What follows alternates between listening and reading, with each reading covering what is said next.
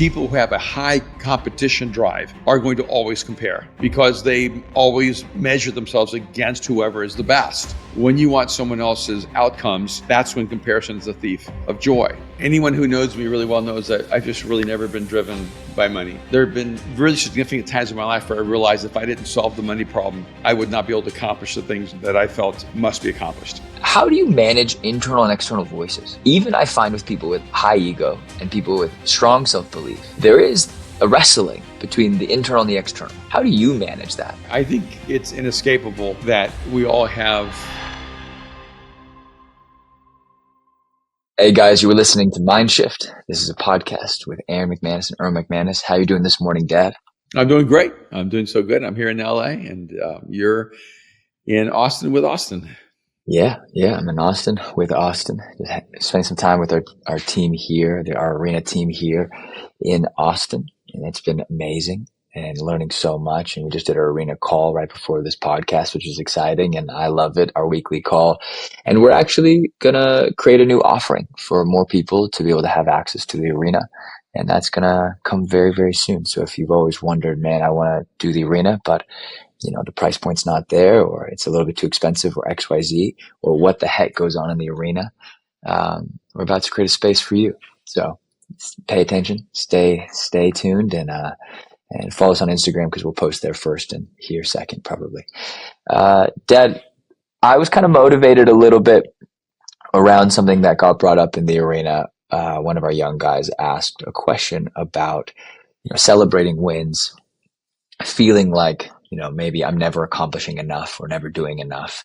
And I thought that was such an interesting idea of, one, how important it is to celebrate the win, two, to understand that, how do you compare yourself to the right people, and not suffer under the self-loathing of comparison. And so kind of building on top of even what we talked about last week of this idea of good versus evil, and something that I think is a through line with a lot of conversations that you have about voices, internal voices, external voices, and how to manage and control the balance of who you're listening to, how to listen to yourself, and then how to just grow this idea of self-belief, right?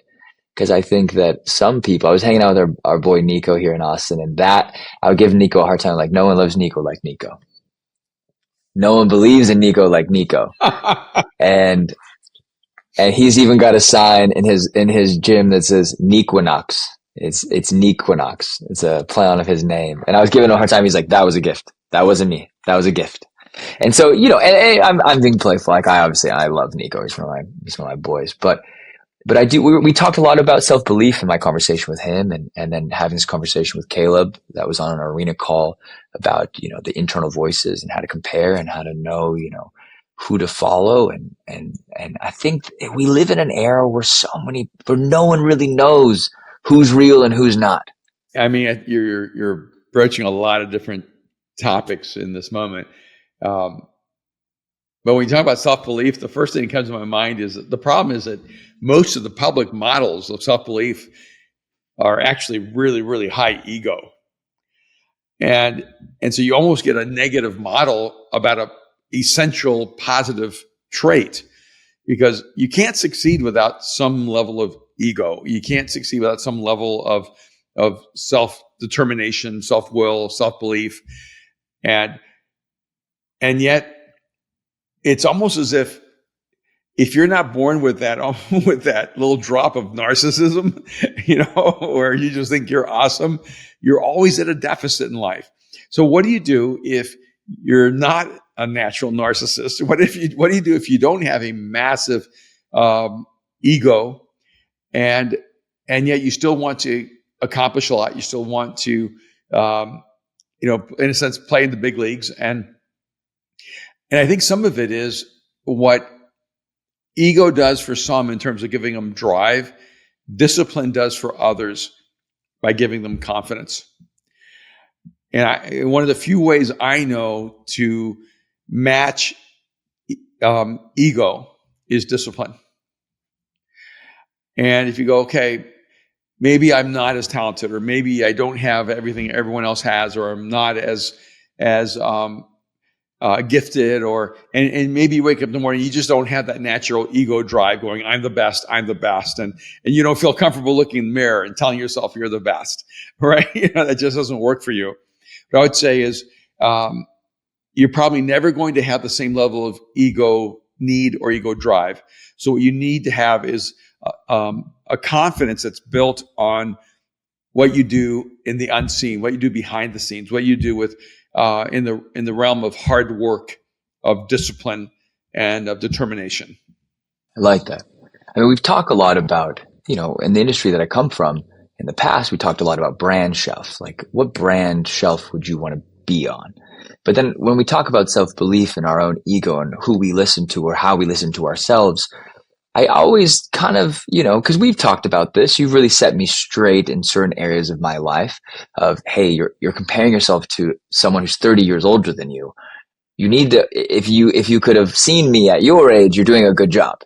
But, being 35, being my age and in my season of life, it does feel like, who do you compare yourself in a healthy way? And so when I look back at past jobs or past projects we've done, we've looked at brand shelves. And I always look at myself going, okay, if I'm the product of my decisions, of my choices, of my behavior, of my characteristics, is the product I'm putting out there, what shelf would that sit on? What other brands, what other people would I be in the same room? That's how I think, right? Because I came from like the retail, like luxury retail space where, your shoes would sit on a shelf with other shoes. Your clothes would sit on a rack with other clothes. You would be in a store with other brands and whether you like it or not, we all compare. So I want to skip that thing of like, don't you compare yourself? And I'm like, no, it's, there has to be some version of healthy comparison. Yeah, I do think there is. I think that there's a comparison is the thief of joy.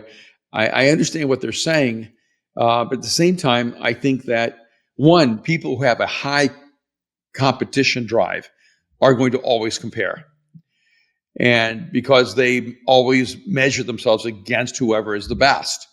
And they want to be the best, and for them to be the best, there has to be someone who's second best. So there's always that comparison. The problem is that when you're comparing yourself with apples and oranges, and realizing that you may be a pomegranate, you're just completely different expression altogether. And when you want someone else's life, when you want someone else's outcomes, that's when comparison is a thief of joy. And when you look at someone else and say, I really admire who this person is. I love the way they approach life. I love the way that they engage in the hard challenges of life. And you compare yourself and go, I want to be a more humble person. I want to be a more kind person. I want to be a more compassionate person.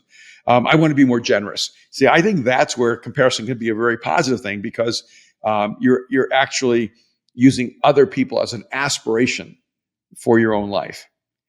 And the reason we think comparison is the thief of joy is it's always a negative comparison. And if you compare yourself against other people and think you're better, you're not helping yourself at all. You're just, really affirming your narcissism, And when you compare against other people and you think they're better, and you're completely vacating the process that it took for them to get there. And that's where it becomes a problem. In the arena, we talked about this triangle, and I think it's really relevant to this moment, where if you look at outcomes, process, and essence. And so oftentimes what we measure is other people's outcomes against our outcomes. And so we say, I want to be rich like him. I want to have his boat. I want to have his plane. I want to have his houses. I want to have his success. I want to have his wealth. And so then what you're doing is you're going to try to emulate the outcomes. And the problem is that when you have someone who has outcomes, but they have a very negative essence, and that person's arrogant, and they're greedy, and they're self-absorbed, and they're narcissistic, you're not just going to absorb their outcomes, you're going to absorb their essence. And then because of that, you're going to embrace what I would consider an unethical process. Because people who only live for outcomes and aren't committed to the highest level of essence always choose questionable processes. And I think the healthiest thing is to go, I want to emulate people who have an essence that I want to carry. Because when they have that essence and that outcome, then I know I can trust their process. It really makes me nervous when you see people in social media going, do what I do and you can have this. And I'm like, the great danger is if I do what you do to get what you have, I have to become who you are. And do I want to become who you are? Do I want to have that same essence? It's far more important to me to go, I want to find someone who carries the essence that I want to emulate and has the kind of outcomes that I want to achieve, because then I know that they're going to introduce a process that matches not just what I want to accomplish, but who I want to become. Okay, so so Caleb's question was really interesting to me because he talked about, feeling like he's not achieving what he feels like he should be achieving at this point in life, given that he is 19 years old. He is a young man. And I see him as someone who's achieving at a high level. He's in university. He's building businesses. He has internships lined up. He's doing all the things that a young man or a young person should be doing to better themselves in learning and preparing themselves for essentially what they want to do in the future, or maybe just exposing themselves to the type of ecosystem and environments to build the tools to put yourself into that space. But I often look at, and my response to him was like, focus on the who in your camp, who in your world will humble you when your ego is too high? Who in your camp will celebrate you when you refuse to celebrate yourself? And then what are you doing to progress yourself into the future? And then what's your why? And the why has to be beyond a economic value. If you leave it at why I want to make $100 million, amazing to have a number. I think it's good to have a number to go, you know what, I might hit the button and sell this thing if we hit an evaluation of 100 million. I'm not against that. If someone offered us 100 million for the arena, I think it would be too low, and I would say probably no. But at some point there's a number that you would go, you know what, I'd love to live on that island. I'd love to buy Mosaic a building. I'd love to invest back into people.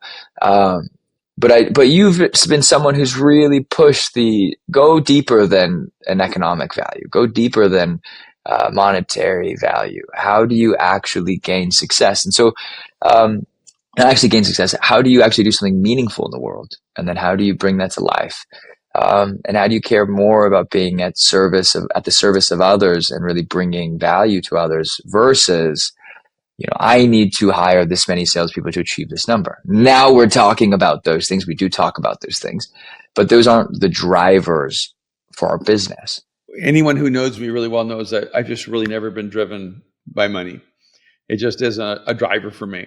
But I will say that there have been really significant times in my life where I realized if I didn't solve the money problem, I would not be able to accomplish the things that I felt must be accomplished.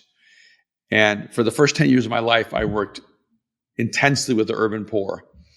And a huge part of what I had to do is I had to connect people with wealth and convince them that generosity should be one of their highest virtues, and get those people involved in helping people who were oftentimes overlooked, underappreciated, and under-resourced. And it's been a huge part of my life being that go-between because the people in poverty trusted me, and the people with wealth trusted me. And so I became like a cultural go-between. But there did come a certain point where I thought, it's exhausting for me to be the middleman. It would be much easier for me to cut out the middleman and just create wealth and then be generous myself. And then invite other people that also create wealth, because now they're my peers. I'm not this in between, trying to convince them to move their wealth to help other people and to create opportunities. I'm now a person of wealth, and I have friends who are of wealth, and now we can all do good things in the world together. And so I think one of the first intersections in my own life dealing with money was that I got tired of trying to raise money to do good things, when I realized I can actually just circumvent the process, go make money, and then do good things. I love that. No, I mean, for me, if you would ask me why we're doing this, I want to buy Mosaic a building. I want to be able to go, you know, me, I can put the down payment myself, or I can buy this cash. It's always crazy to me because we have really wealthy friends, and it always blows my mind. I'm like, okay, how do we transfer this vision and cast this value set of we need to buy this building in Hollywood because who else will do it? Why is the building important? The building is only important because we can do more if we have the ability to own it and develop it, tear it down, build up, or build into a parking lot, or I don't know what else. You know, just let the creative mind go and really develop something progressive for the future of the church. I do care about the church. The church drives me crazy. I love God. I love Jesus. I love the Bible. I love reading my Bible. The church is the thing that I love and I hate. You know, because I can never live up to it, but I see the value and the importance of it. And I love it for that reason. So that's maybe my why. I just want to be so wealthy because I know that at some point we'll do it. We'll make it happen. I want to create a better life for the people in our world. And expand what we're doing, what God's doing in the world. But with that, how do you manage internal and external voices? Because even I find with people with high ego and people with strong self-belief, there is a wrestling between the internal and the external, and the positive and the negative voices inside their own self, inside their own mind. How do you manage that? Yeah, I think it's inescapable that we all have conflicting voices inside of us, you know, and but I do think some people, the negative voices are louder than the positive voices. And I think that for too many people, the negative voices far outweigh the positive voices. And so some of it, you know, if I just begin in a very personal level, like one thing for me, and this is why my relationship to God is so important, is I know there's always at least one positive voice inside of my soul speaking to me. I know God's always going to speak life into me. And so no matter how many other negative voices or how many negative voices and how many conflicting narratives there is in my brain, I know there's always that one voice that calls me to health, calls me to wholeness, calls me to the future, calls me to hope. And I don't know how people live life without that voice. But it's also what voices you pay attention to, you know, and you know, it seems like almost like our brain, it gravitates toward familiarity. And so whatever voice you are used to listening to, that's where your brain goes right away. Whatever voice you give the most attention to, that's the voice that gets louder and louder and louder. And there seems to be like a disproportionate weight. Negative voices in your head seem to be louder than positive voices in your head. And it's easier for the positive voice to be silenced than the negative voice. And so one of the things, some of the ways I deal with this is I just don't let myself dwell. I don't let myself sit in a negative voice. I don't let myself sit in a negative perspective. And like even, today is a day where I've had to process a lot of really difficult information. And some of it even like relationally, emotionally, very traumatizing, really heavy, stress-inducing, and so what I immediately do is I begin trying to create positive scenarios in my head, and I start looking for positive solutions. I look for positive actions, and so I've trained myself that the moment my brain starts going negative, I start moving toward a positive action plan. And I just take that fuel and move it in a positive direction.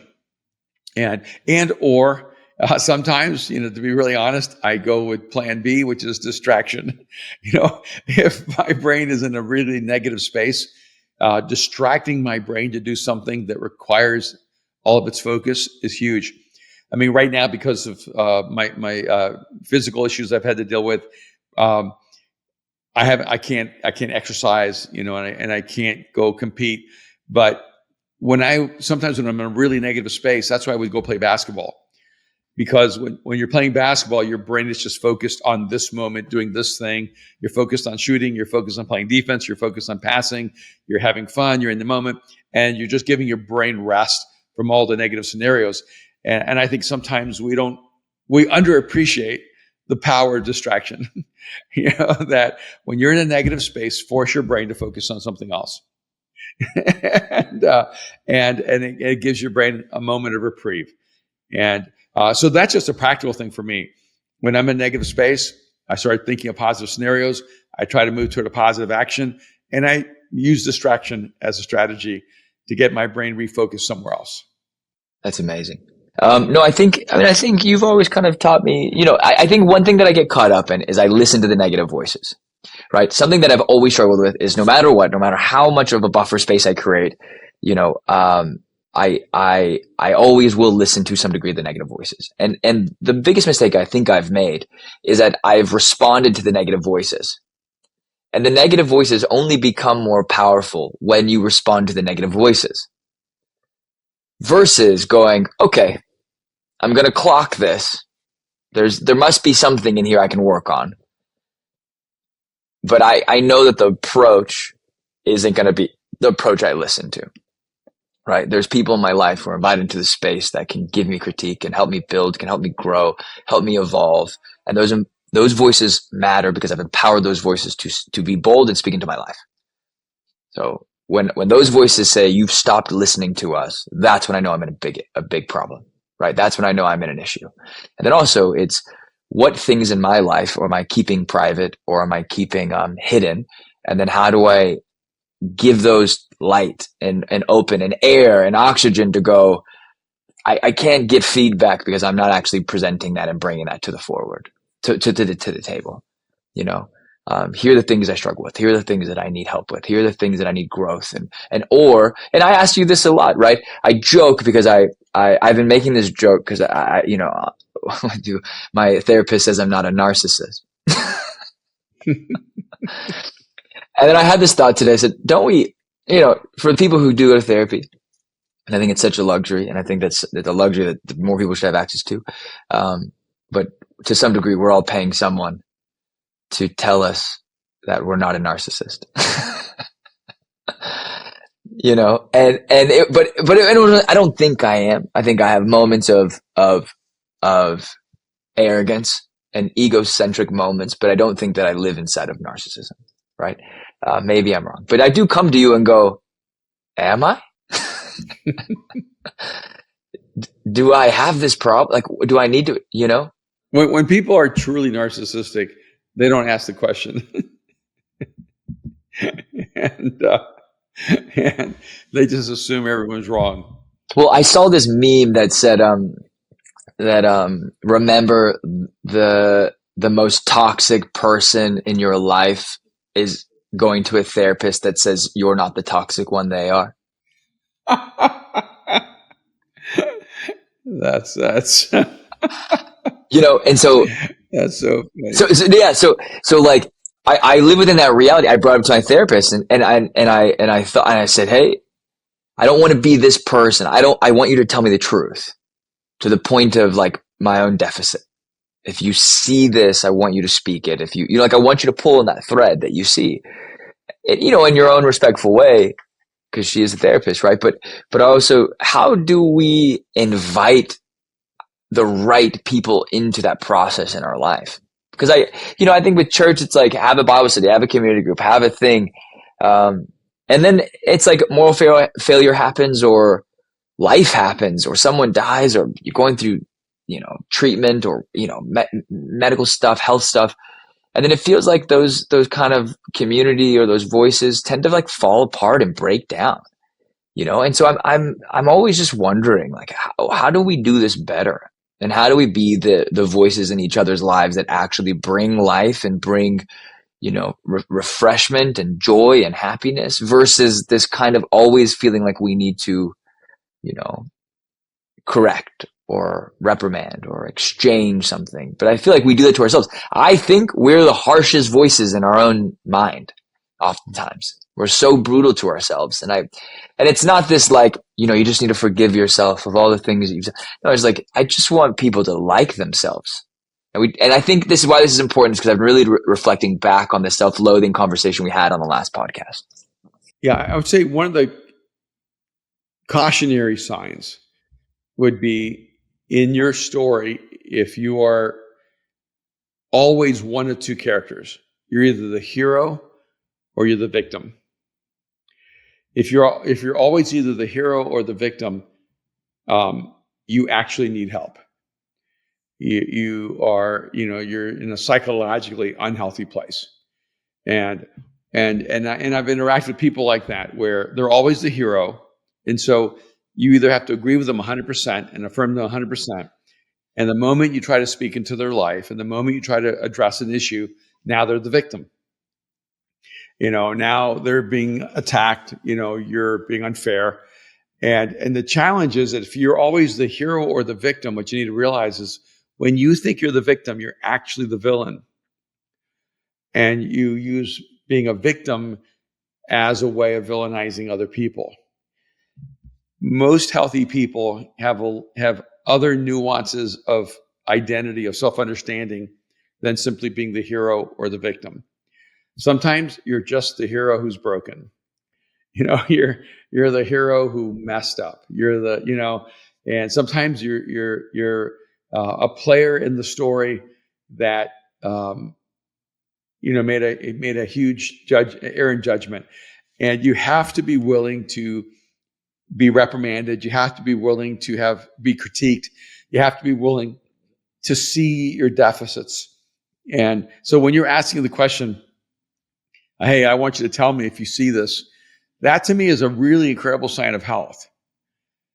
When we actually want honest feedback, even when it's negative, I think it's a huge sign of emotional maturity in a person's life.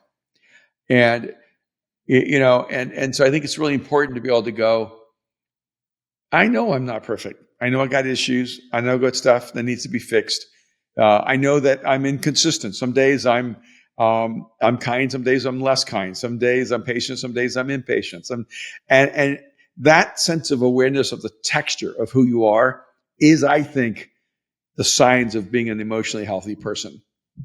When you see everyone as black and white, and you see yourself as black and white, and you see input as black and white, that's when it's a sign of immaturity.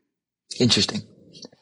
We all have it to some degree, right? There's always blind spots. We have it in every car. We have it in every situation, and every human has things they can't see about themselves that someone else can see clear about them, right? And I think especially being like 35 and single, and I focus on this less and less, though I want to be unsingle. But it's been the space in my life where I need the most work. Like I'm just not as good of a partner as I think I have been in the past. Or I'm not as good of a partner in relationships as I could be.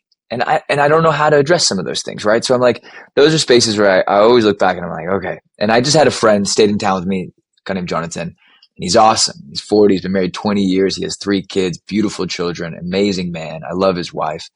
And he's one of the few people that I have not given him permission. I have now, but he just picks, hey, okay, so why aren't you doing this? Okay, so what is this? So why do you date this kind of person? So why are you this person in these relationships? Can I, and you don't have to answer. He's very Swedish. You don't have to answer. Well, he's not Swedish. I call him a Puerto Rican Swede because he's always like talking, but he asks things and suggests things and gives advice in a way where he definitely affects my decision making and makes it healthier. And I told him, I was like, look, I've made certain decisions because you have given me certain feedback. And I invite that into my life. I want that. It's hard for me to hear. I don't want it in the moment, but we've talked about this. Criticism and insight is oftentimes like a cold plunge. I went into a cold plunge with Austin yesterday at this gym, and Dad, this thing was the coldest thing I've ever been in. It's so bizarre because I could stand outside in 20-degree weather naked, but you put me in ice cold and 42-degree water and submerge me, and something happens. That is darkness. I lasted 5 seconds. I got in, I got fully submerged, and I was terrified and ran out of that tub. And sometimes that's like what I feel like when people are trying to speak to my life. I'm just like, oh yeah, it's cold in here. I like the towels and warmth. I'd rather go over here where everyone thinks I'm great. That's hilarious. But, I think this is an important conversation in that you don't ever want to get to the place in your life where you are beyond critique and beyond people speaking into your life. And um, and I think healthy people don't let everyone speak into their life. They are very clear about who's allowed to speak into their life and who's not.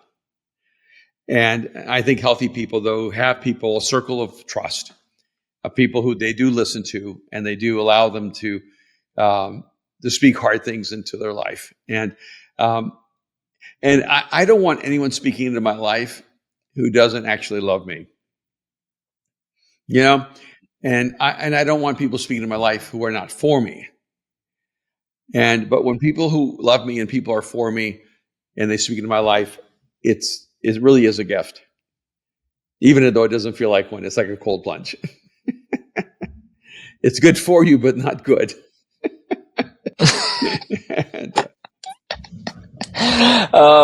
I don't know. I just also think like self-loathing, I think, is the greatest spiritual attack on humanity to some degree. I've been thinking a lot about it. Like, what is it? What if I'm a person of faith, right? Like, I believe God created me to experience love and all the good and bad of this world. Why do I choose to not believe in myself or love myself or think highly of myself? And why is that? Why do I lean towards total depravity? And I'm so anti-Calvinist. Like and not that I'm against Calvinist. I'm against the ideology of Calvinism, but yet I fall so naturally into this. I am nothing. I'm worth nothing. I am not. Like, I'm very OCD. I wake up a lot with I am not language. I'm not this. I'm not that. I'm not.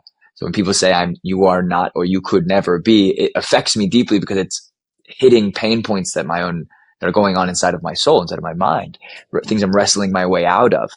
And I have to remind myself, oh no, God loves you. Like, maybe you're the worst person today, but God still loves you. And try to put myself in the position of like the people who failed the biggest in the world. I'm like, okay, God still loves them too.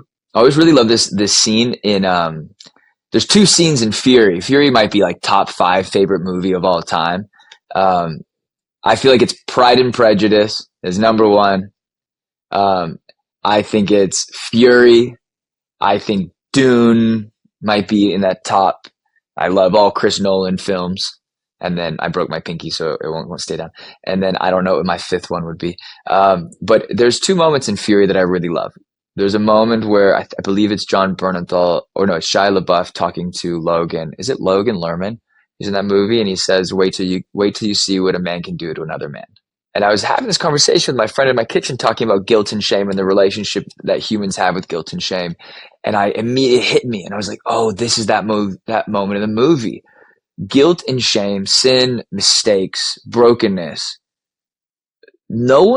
God sends Jesus for the purpose of sacrifice to forgive us of our sins, right? This idea, I believe, is true. So then why does man pick up the sin and destroy other men with their mistakes, with their worst moments, with their immorality, right? And I get it. We want to strive to be the best, but why is it that we pick up the stone where Jesus left it on the floor? I think it's because we hate ourselves. So then we can't stomach the hate we have for ourselves, so we decide to hate other people. Yeah.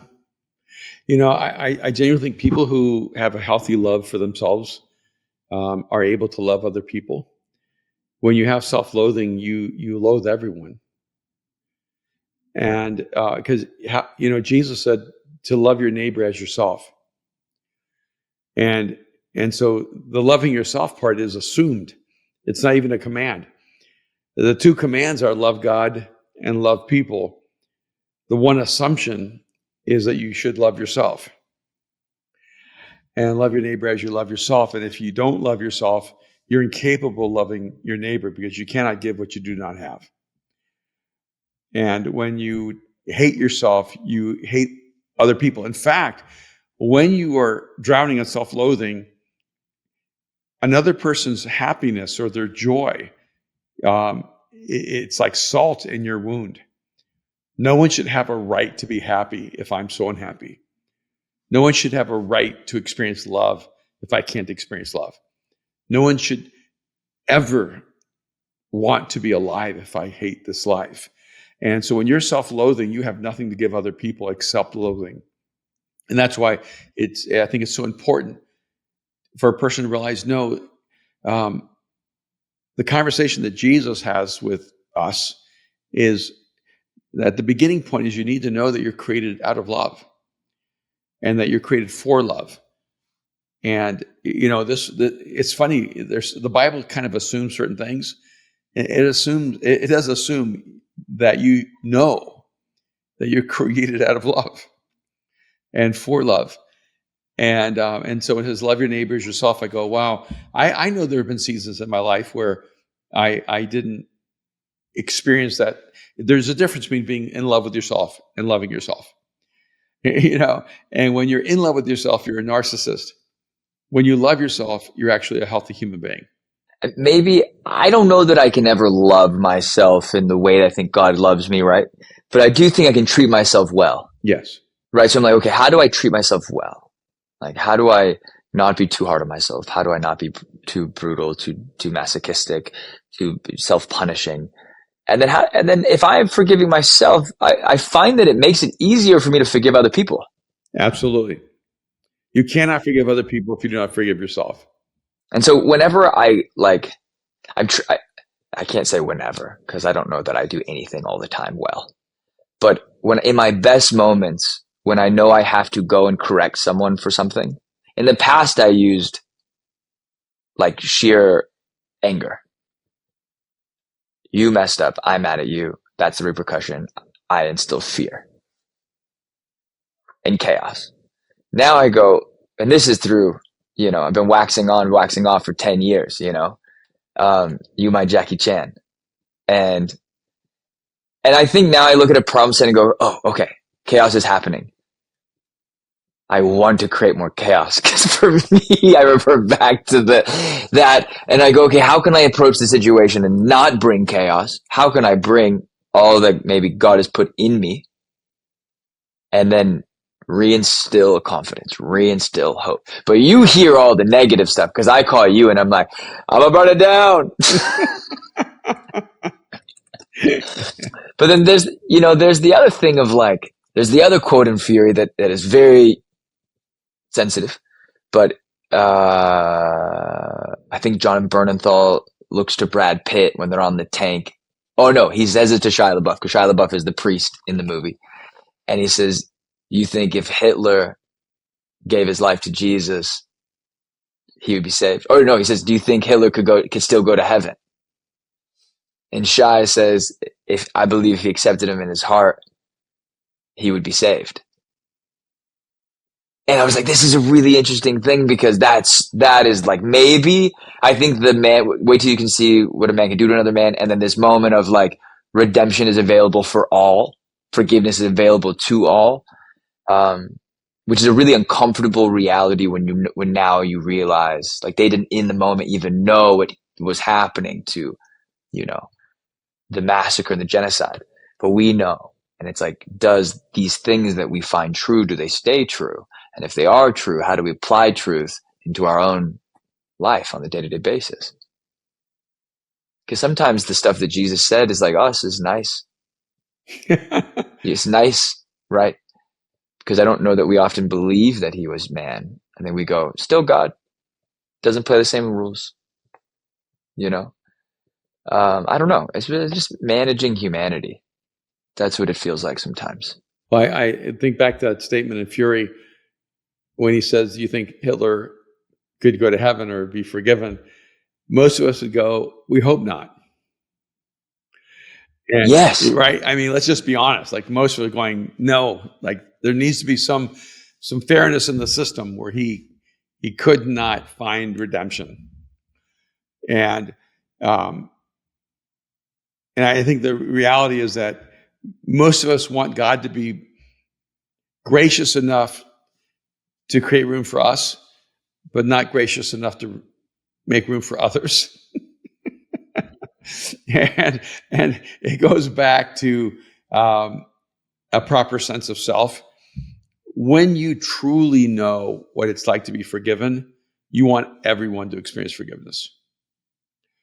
When you truly know what it's like to be free from condemnation and judgment, you want everyone to experience the freedom that comes in that.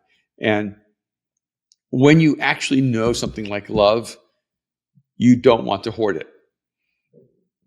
If you're hoarding what you have, you don't have the real thing. When you found hope, you want everyone to have hope. When you found love, you want everyone to have love. When you found faith, you want everyone to have faith. It's something unlocks in you, and it's a spirit of generosity where what you've experienced is in such abundance that you know there's enough for everyone. I love this conversation. I hope we can have some more spiritual conversations coming up. We have them all the time one-on-one, and I think the idea, what I love about Mind Shift is that we're always shifting. Yeah. Hey, what's really cool is that one of my friends, he sent me a text and saying, hey, at one point, I'd love to have a conversation about good and evil. And I just thought, oh, that's really cool. That because he's one of the people that at this point right now, his life doesn't believe in evil. And he goes, I don't believe in good and evil. And he said, I'd love to get your viewpoint. And I thought it was funny. He goes, I need it from someone who has wisdom. But I like that. Yeah. Do you think he listened to the pod? I know he always listens to the talks and listens to the pods. Yeah. And, but I also think that, he was in a conversation with two people who, come from the Bible's perspective, who really went at him, he said, for 30 minutes with Bible verses. And I don't know why you go at someone with Bible verses that doesn't believe in the Bible. You know what I mean? Yeah. And yeah, like, it's just like, you don't have an argument in China using the U.S. Constitution. But sometimes I'm like, what is wrong with us? Like, and I've had friends this is so good. I've had friends who are atheists come up to me and they said, I don't believe the Bible. And I go, and I wouldn't expect you to. And why would I expect you to believe the Bible if you don't believe in God? And okay, so how do you? Okay, because I know who you're talking about, and he's a wonderful person, wonderful, and incredibly thoughtful. Even in his unthoughtful moments, he's incredibly thoughtful about those moments. He's very, very thoughtful, and he doesn't like to lose arguments, but he does actually like to grow.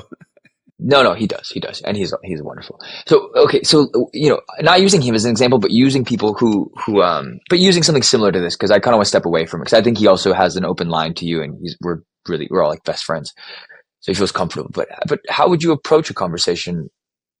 How would you approach a disagreement between biblical beliefs or human beliefs with someone who doesn't agree or believe what you believe in? How do you use like human core values and pull from human core values to bring or like meet in the middle of like both of your truths?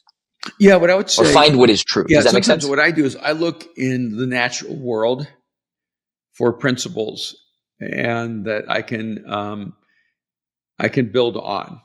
Like we all are aware of silence, but silence doesn't exist. It's the absence of noise. And we're aware of darkness, but in a sense, darkness doesn't exist. It's the absence of light. And so when people go, I don't believe in evil, I go, you would believe in evil if you could understand evil as the absence of good. And, in the same way that silence is the absence of sound, or darkness, the absence of light.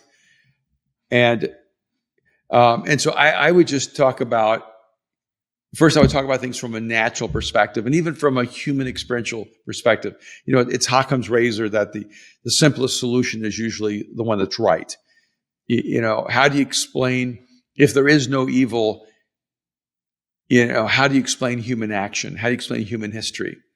How do you explain violence and abuse and murder and theft and greed? How do you explain, a 15 or 18-year-old kid robbing a 90-year-old woman? How do you explain that level of inhumanity? So however you'd explain inhumanity, the worst version of us, that's what I would call evil. And and so I think we talked recently about how I would describe like sin where I'm violating, destroying the image of God in me, but evil is when I make a decision to violate, destroy the image of God in someone else. And how do you explain, in a sense, the hate of innocence? And so I think I think there's more of an argument in reality for evil than there is for God. And I do think it's why a lot of people strangely believe in evil, even when they don't believe in God. One of the funniest things, when I was at Chapel Hill in college, I lived in the suite with all these different guys, and I had just become a person of faith, so I was more open about my faith, and almost everyone in my suite was an atheist. And one day, the movie The Exorcist came on television, which I would never watch. But they all said, "Hey, come watch this with us," and I thought, okay, maybe this will give me a great chance to have a conversation. Well, one of the guys who was like a hardcore atheist, he started getting like really freaked out. And I was pretty freaked out myself. But halfway through, he goes, "This is in the Bible, right?"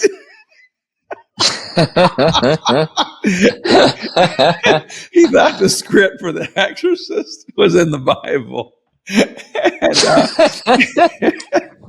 And I said, well, the specific story isn't in the Bible, but it's based on what the Bible says. And a little more of the movie goes, it's somewhere around where, her head goes 360 around her head.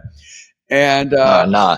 Here's my thing, the Dad. guy said, Look, we're in my. The guy said, could this happen like to us? Like, could this happen to me? How do I make sure that this doesn't happen to me? And I said, you're an atheist. You have nothing to worry about. You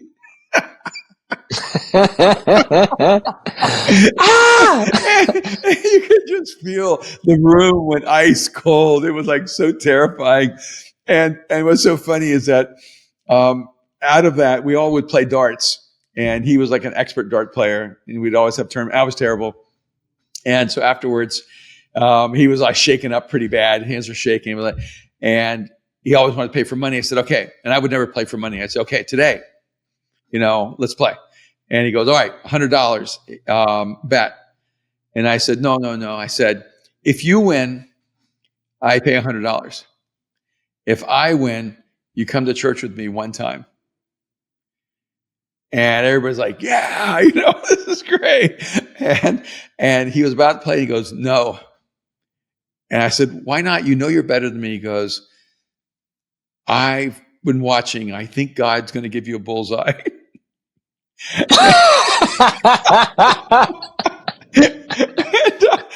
said, if God doesn't exist, how can God give it to me? But I don't want this. I don't want the devil to get me. And I won't bet with you because you have some kind of unfair advantage in the universe. And I just think that a lot of us, if we're honest, there's something going on more than what meets the eye. And I can't explain. I can explain anger. I can even explain violence. But when you begin to watch the momentum of the human darkness, I don't know how you can deny the power of evil in the world. Man, the reason I think it's important is you can't win a battle you don't acknowledge you're in. And good people ignore evil. And for me, that is an unacceptable posture in life.